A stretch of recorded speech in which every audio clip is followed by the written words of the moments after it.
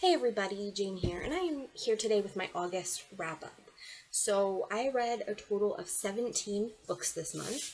I actually was involved in two different readathons. I was involved in the Austen August readathon, which is basically just read more Jane Austen books for the month.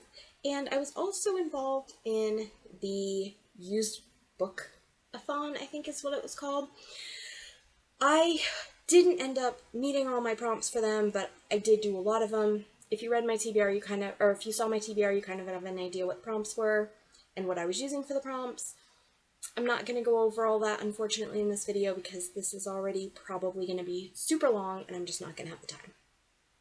So, I'm going to go from my least favorite to my most favorite. And I'm going to start with my one DNF for the month. So, this is Pride, Prejudice, and Other Flavors. This book is about a woman who is a surgeon and a man who is a chef. And he is catering for an event in her family. She meets him and immediately they get off on the wrong foot. Presumably later they fall in love, but I didn't get that far. I got to 200 pages and I decided this book just wasn't a match for me. I didn't really like our main characters very much. I was much more invested in the side characters. So I thought, this just isn't for me. It might be for a lot of you, but yeah, the side characters were interesting. He has, the chef, the guy has a sister who is an artist who has cancer, and if they don't remove the cancer, she will die. If they do remove the cancer, she will lose her sight, and that will seriously inhibit her art. So I was really invested in what happened to her, and then the surgeon's sister is going through some personal issues, sort of health related, and I was super invested in her issues too. I just couldn't care about our main characters. So I ended up not finishing this book. The next set of books, these are the ones I gave 3s out of 5s. This one, Little Witch Academia, is a manga, and I'll be honest, if I had read more in the manga genre, I probably would have given this a 2 out of 5. So 2 out of 5 for me is a book that I reserve for there is something I didn't just dislike about the book, but fundamentally doesn't work. And I haven't read enough manga to judge that, but the storytelling in this just didn't at all work for me. It's about a little girl who wants to go to this witch school because she is a huge fan of one of the other witches that previously went there. I had trouble following the story, I had trouble staying engaged, and I know this was an anime, maybe this is something that if you've seen the anime you really would love, wasn't for me. The next one I gave a 3 out of 5 to is The Class of Classics. This is a graphic novel, part of the Ever After High series. I have not read the Ever After High series, though I want to, and I thought this would be a good introduction. It was interesting, it was fine. Basically, you have your main cast of characters going back into the past to learn more about their parents. Probably if I had read any of the Ever After books, I would have been more invested, as is I was just trying to figure out who was who. So it was okay. I didn't love it. I might have loved it with more context. The next 3 out of 5 for me was The Mysterious Affair at Styles. And this is kind of my second time going through this one. The first time I did it was an all-star cast that's not what I meant to get when I got the audiobook, so I was hoping that in narrative form I would like it a little bit better. I don't dislike it. It just wasn't anything that blew my mind or super special. It was fine. This is a Hercule Poirot mystery, and it is the very first. So Hercule Poirot investigates the murder or the poisoning of a lady who has been very kind to him and the other Belgians who have sought refuge after the war, is my understanding. He's at this lady's house, or he's called to this lady's house by his friend who is staying there or was invited there. And yeah, it was good. It was fine. I want to read all of the Poirot and all of the Miss Marples, because I'm such a mystery fan and I feel like I should have read them. But I will say, like, they're not at the level of amazing I was hoping to get started. I have heard that there are some really great ones in there, but it was fine. It wasn't bad, it was fine. Another Poirot, another Poirot, and another 3 out of 5 for me was The Murder on the Links. In this one, Poirot examines, he gets a letter from this guy saying, hey, I need you to investigate something for me. He goes, and his client has already died, so he naturally investigates, and he was killed on a golf course. So Poirot is investigating the death of this guy. Again, fine. Nothing really stood out for me. It was a pretty typical mystery. It was okay. Next 3 out of 5. The Secret of NIMH. I really was excited to read this book. I meant to read it for middle grade March and never got around to it. It was okay. I don't know if this is going to make sense. I didn't really like the beginning. I didn't really like the ending, but I loved the middle. So this is about a mouse named Miss Frisbee, and her son becomes ill. She goes to the Rats of NIMH at the advice of a barn owl, or an owl, I guess, who tells her, hey, the Rats of NIMH might be able to help you. She goes and finds these rats who are super intelligent. They were previously laboratory experiments on intelligence, actually. So, she gets these rats to help her move because her son is sick, but if they don't move, their house is going to be destroyed and everyone's going to die. If she moves him, he could get sicker and he could die. There's just not a lot of answers, so she needs wiser minds than hers. Surprisingly, as much as I'm a mother and I thought I'd care about Miss Frisbee and her situation, I really struggled to care about Miss Frisbee and her son, Timothy. And I'm not really sure why. It just, I wasn't really connecting with them. But when it was about the Rats of NIMH, when the Rats of NIMH were involved, I was very interested. I will say, like, towards the end, you had a lot of stuff that just happens because it needed to happen to move the plot forward, but it didn't seem like okay, this happened to cause this as much as, well, this happened and then randomly today it had an effect. So I think that was my biggest complaint about this book. It is a middle grade, so I guess stories, like, super storytelling is not what I should have expected. And I didn't hate it. It was fun in the middle. I was really bored in the beginning. I thought I was going to have to do this on audiobook, but I did manage to push through in the paperback. But it was just, I was really bored through the beginning, really engaged in the middle, and then the end bothered me on so many levels. The next book I read, I buddy read with my brother, and that was Out of the Silent Planet by C.S. Lewis. This is about a guy who is kidnapped on a spaceship. He is thrown onto this spaceship, and they are taking him to this planet to give to these aliens as a sacrifice to their gods. I really love Narnia. This was really in-depth for me. My brother enjoyed it. Now, if you are like a hardcore science fiction person who really enjoys a lot of discussion of the trees and the atmosphere and all the stuff, you might really love this. I just want story. And when he was with the aliens on the planet, I enjoyed it. I enjoyed learning about their culture. I enjoyed learning who they were. I didn't very much enjoy everything else. So all of the parts of this book that were them going out and, exploring the planet, or him exploring the planet, seeing different things, seeing the flora and fauna, I was bored. I really struggled to get through this. But my brother loved it, so reading tastes are different. Alright, so those were my 3 out of 5s. Let's go on to my 4 out of 5s. And it's a surprisingly nice little stack for the month. The first one I will do, I think, is my ebook of the month. I read Into the Darkness, and that is a book on writing, and particularly on writing villains. Now, it is from the Sterling and Stone guys.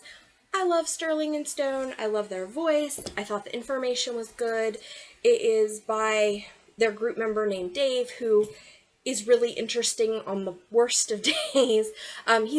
He's a character, or I shouldn't say a character. He's a person on their podcast, but we don't know very much about him, and he is a co-writer with one of the other guys. And Dave is kind of the quiet, dark, emo, gothy guy and in the group, and he's very interesting to me. So to see his thoughts about using your own darkness and the things that have happened to you to write, and then also to make good villains and some tips on making good villains, I really enjoyed that. The next two books are graphic novels, and I'm waiting on the third one. So I did really enjoy them. That is Legacy and Prodigy. Legacy comes first, and then Prodigy, and these are based on the books by Mary Lou. I did order Legend from Mary Lou from my library to read the full book, because while I had a really great time with these graphic novels, I definitely felt like there was parts of the world that I wasn't understanding or missing because I was reading it in this format. So basically, you have this guy who, he took a test, and then they tried, his government, they're in a dystopian society, his government tried to kill him, but he didn't die. He comes back to kind of take care of his family and to deal with some things going on, and is accused of murdering her brother. So at first, she is kind of against him, and then finds out that there's some stuff that she didn't know, including that he wasn't really the one that killed her brother. They team up to try to deal with all of the government stuff happening in their dystopian society. So, both books really enjoyed. The next one was one that I buddy read with my brother. Again, we read a lot together right now. And that is Pride, Prejudice, and Zombies. This was, again, an Austen book, and the main one I used for my used bookathon book. I really had a good time with this. It was a 4 out of 5. My brother did not. Now, he's not an Austen fan, and for him, there was not enough zombie carnage. For me, I thought it was a good mix. I did think the blood, violence, gore, and graphicness got a little over the top.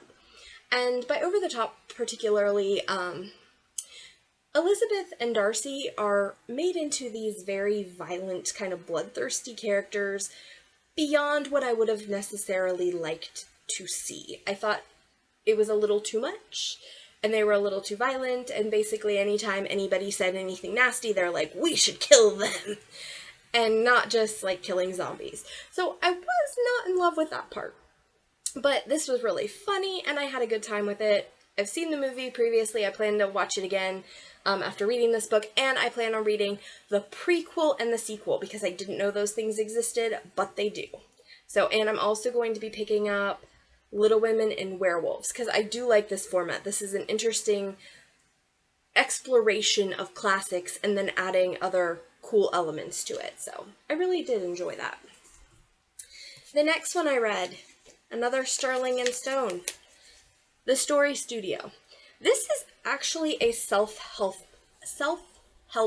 book, and it is about looking at your life as a story, and in the context of a story, things like, where's your setting? Are you in a healthy setting? Should you be moving somewhere different? Should you be surrounding yourself with different secondary characters? You know, where are you? Where do you want to be as a protagonist? Being active in your story.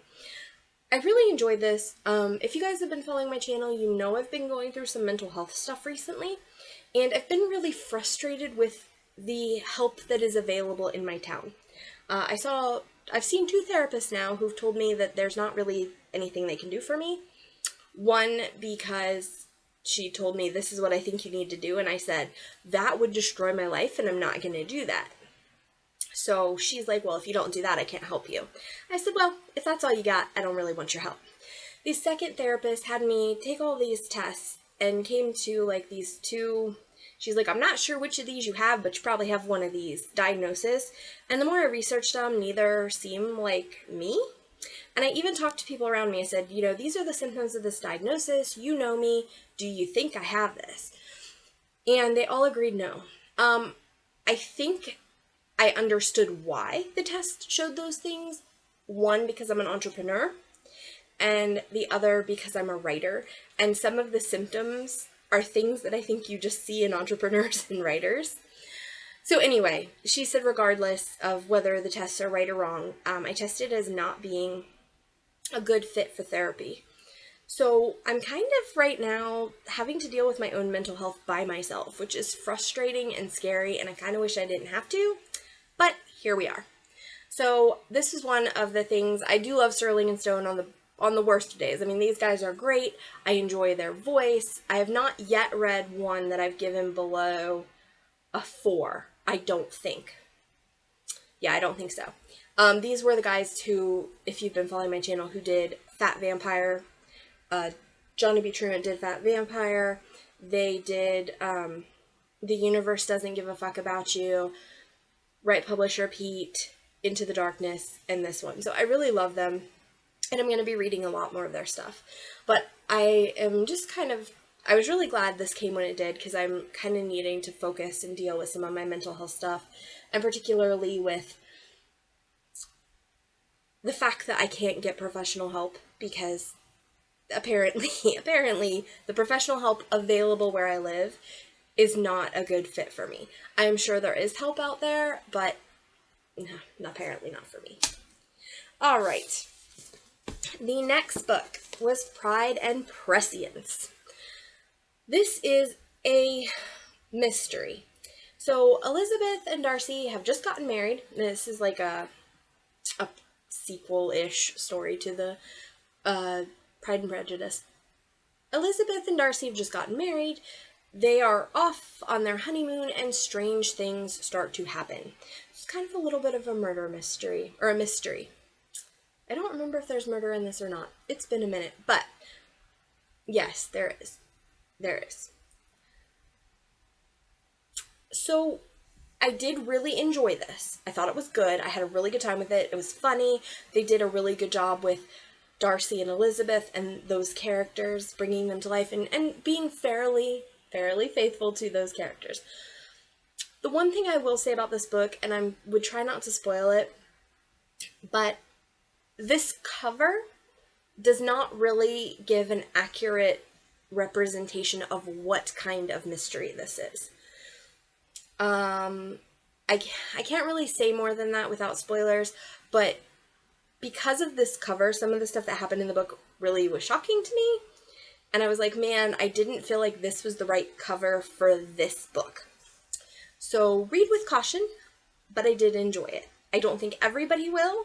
So you might want to read reviews or find out if you're not a broad reader, if you just want a cozy Darcy and Elizabeth mystery, this may not be it. But if you're pretty open-minded about things, it was still a good time.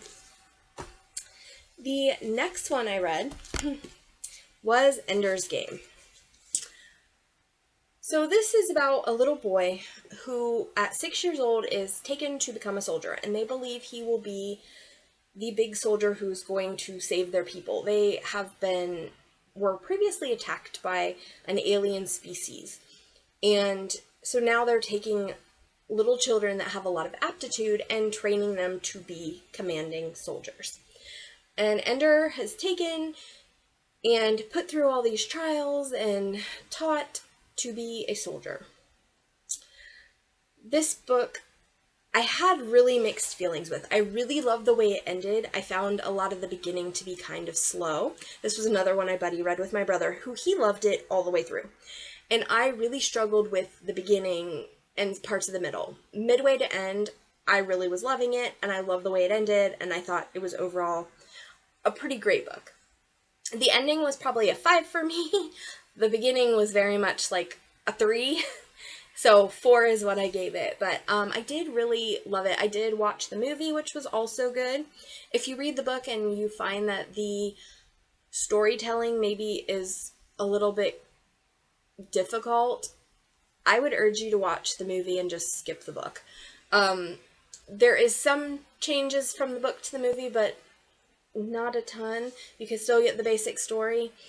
I think the thing that drove me crazy about this book is there was a lot of this happened, this happened, this happened. So Ender goes and he does the thing and he meets the people. And then he goes somewhere else and does the thing and meets more people. And then he goes and does the thing and meets more people. And this book really covers so much of his life. From the time he's 6 all the way, like, by the end of the book, we're talking, like, into his adult years. So most of it is, like, from 6 to, I think, 12. But still, it's a lot of time for not a very long book. Sorry, this is my notes about the book.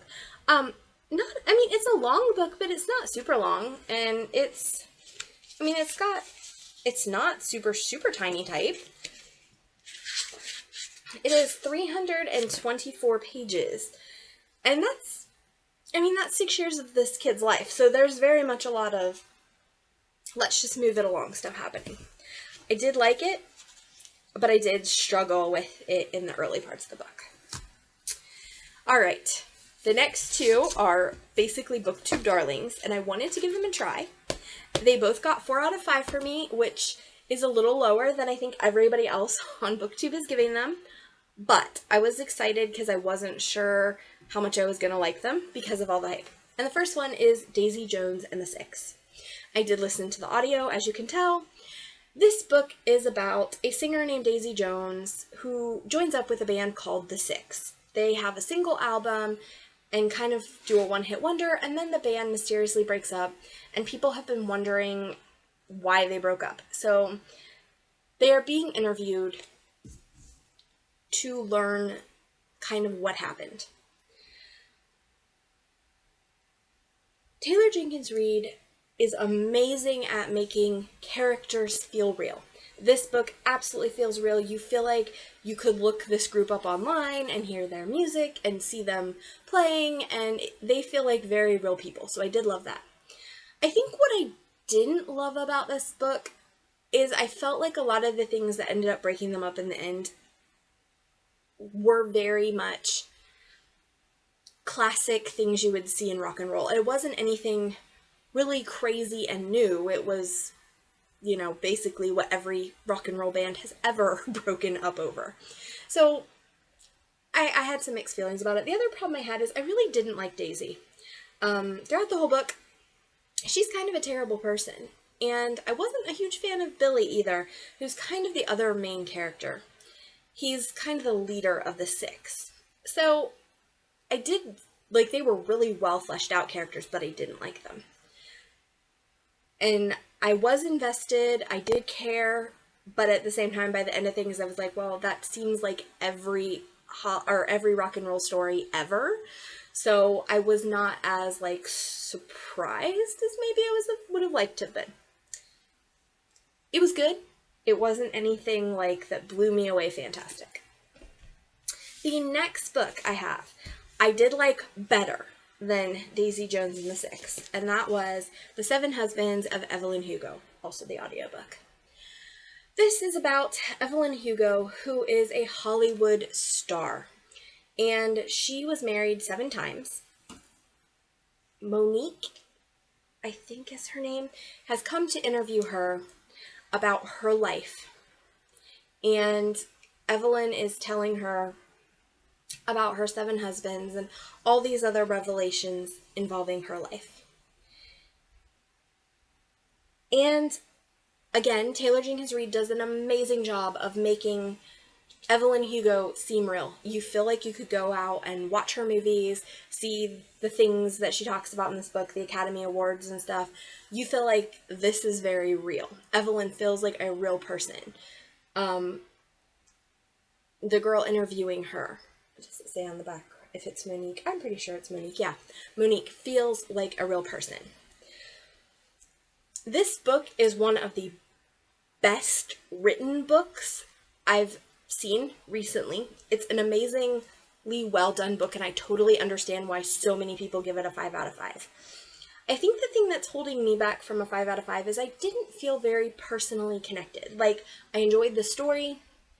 It was fun, but it didn't bury itself in my heart and make a home there. So I enjoyed it and I was invested, but Evelyn is not a great person to begin with. So I wasn't as sorry for her for some of the stuff that she went through as maybe other people were, because I didn't really like Evelyn. And some of the reveals at the end I'd already guessed. The big one that I didn't guess, I had really mixed feelings about it. And to be vague, Evelyn Hugo has a very specific reason that she has asked Monique to come and interview her. And the reveal of that, I didn't necessarily have a problem with it, but Monique's reaction to it, I had kind of mixed feelings about it. I felt like maybe her reaction wasn't as authentic or as reasonable as most people would have had. Maybe, I don't know. I didn't love her reaction. I understood all the reasons that she could be upset, but the reason that she was upset, I was like, really? That's what you're going to be upset about? Not any of the other reasons, but that specific thing. So yeah, that one I had mixed feelings about.